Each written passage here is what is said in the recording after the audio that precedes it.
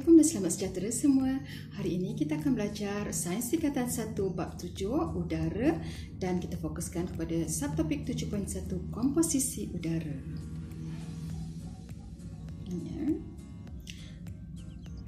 Kita lihat standard pembelajaran untuk hari ini. Kita akan belajar komposisi udara, kepentingan gas, kitar karbon dan kitar oksigen dan langkah mengelak gangguan kitar oksigen dan kitar karbon. Dalam subtopik ini, kita akan bincangkan komposisi udara dan juga kitar karbon. Kita lihat dulu komposisi udara. Udara adalah suatu campuran gas. Kita lihat apa yang gas-gas yang berada dalam udara. Gas yang terdapat dalam udara adalah seperti nitrogen sebanyak 78%. Seterusnya, kedua banyak ialah 21% iaitu oksigen. Gas nadir pula adalah sebanyak 0.97% dan gas yang paling sedikit iaitu 0.03% adalah gas karbon dioksida. Sekarang kita nak lihat apakah kepentingan gas-gas ini. Pelajar mesti ingat gas yang paling banyak 78% iaitu nitrogen. Kedua, oksigen itu 21%. Seterusnya, gas nadir 0.97% dan yang paling sedikit adalah gas karbon dioksida sebanyak 0.03%. Boleh ingat anak-anak pelajar? Gas oksigen digunakan dalam proses pernafasan. Oksigen juga digunakan dalam pembakaran enjin roket pada altitude tinggi. Kita tahu oksigen digunakan untuk pembakaran. Oksigen membantu pembakaran.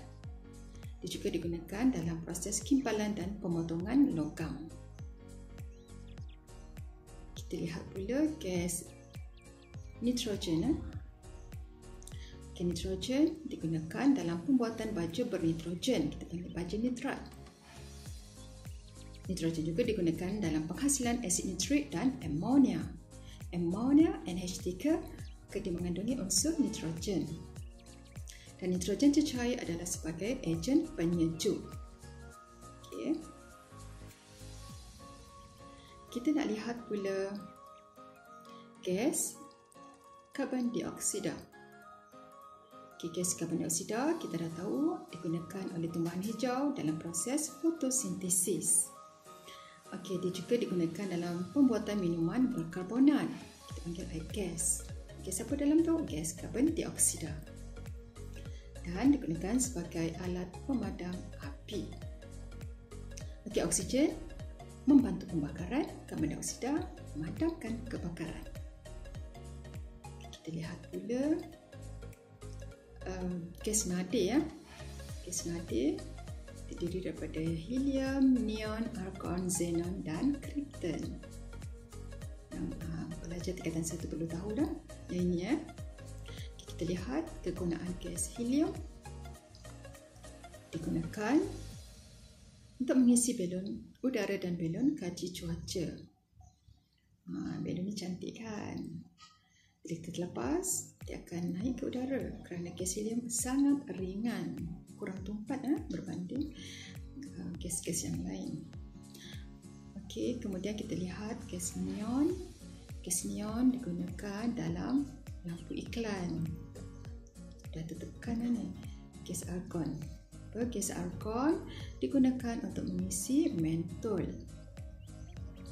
Kemudian gas xenon digunakan dalam lampu kamera.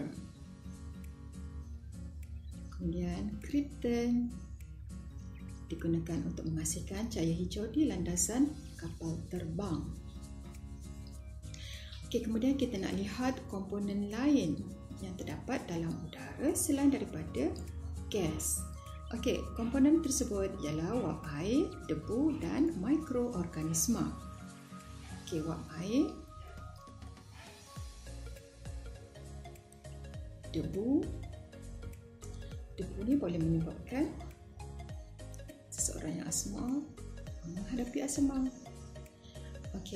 Mikroorganisma ialah organisma hidup yang kecil yang tidak dapat dilihat dengan mata kasar hanya boleh dilihat menggunakan mikroskop. Kita dapat berbagai mikroorganisma yang awak akan belajar. Kita akan lihat kitar karbon dan kitar oksigen. Kita lihat kitar karbon dulu ya. Apakah definisi kitar karbon? Kitar karbon ialah kitar yang mengekalkan kandungan karbon dioksida dalam udara dengan mengambil karbon dioksida dari udara dan mengembalikannya semula ke udara secara berterusan. Kita ambil gas karbon dioksida, kita ambil, digunakanlah oleh tumbuhan dan dikembalikan semula ke udara. Maka dia akan berterusan, akan sentiasa ada dalam kuantiti yang betul. Kita nak lihat rajah dia, rajah kitar karbon. Ini tumbuhan hijau menjalankan proses fotosintesis menggunakan karbon dioksida. Kemudian tumbuhan hijau ini akan dimakan oleh haiwan.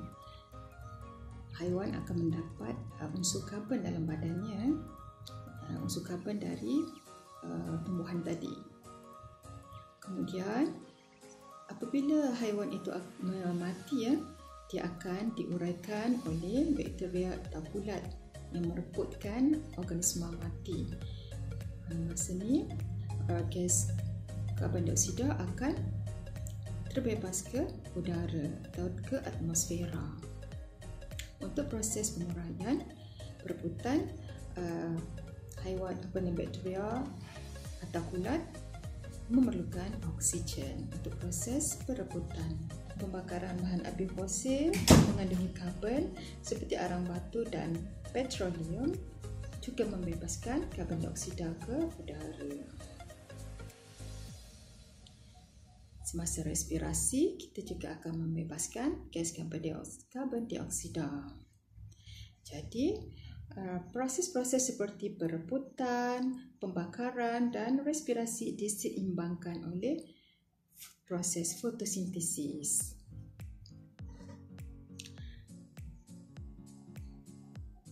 Kita lihat pula kitar oksigen. Kitar oksigen seperti tadi juga. Definisi dia ialah kitar yang mengekalkan kandungan oksigen. Kalau kitar karbon mengekalkan kandungan karbon dioksida. Gas karbon dioksida, kitar oksigen pula adalah suatu kitar yang mengekalkan kandungan oksigen dalam udara dengan mengambil oksigen dari udara dan mengembalikannya semula ke udara secara berterusan. Untuk kitar oksigen, oksigen diperlukan untuk proses respirasi, proses pengaratan. Respirasi menggunakan oksigen, pengaratan menggunakan oksigen, pembakaran juga menggunakan oksigen. Maka tiga proses ini menggunakan oksigen. Di mana didapatkan oksigen? Daripada hasil proses fotosintesis. Proses fotosintesis menggunakan karbon dioksida dan membebaskan oksigen. Maka oksigen akan diambil oleh tumbuhan dan manusia untuk respirasi, diambil oleh logamnya untuk proses pengaratan, diperlukan untuk pembakaran. Oksigen diperlukan oleh proses respirasi, pengaratan dan pembakaran serta perebutan diperoleh daripada hasil fotosintesis.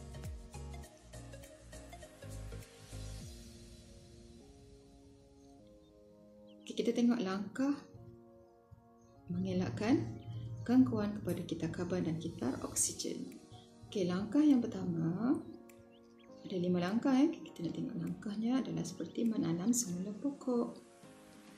Kita tanam semula pokok agar dapat mengekalkan kandungan oksigen di udara.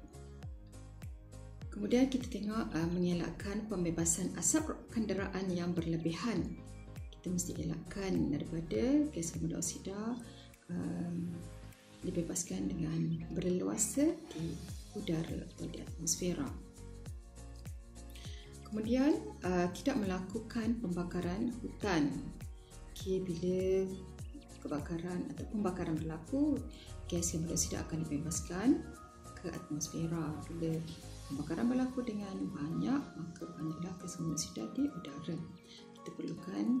Kita perlu seimbangkan dengan gas oksigen. Okey, kemudian mencegah pembalakan haram. Okey, bila banyak tumbuhan atau pokok kayu balak ini ditebang, maka kurang oksigen dibebaskan kerana kurang tumbuhan menjalankan proses fotosintesis. Okey, kemudian mengelakkan penggunaan racun serangga. Penggunaan racun serangga yang berleluasa boleh meningkatkan kandungan karbon dioksida dalam udara. Okey, sekian, terima kasih.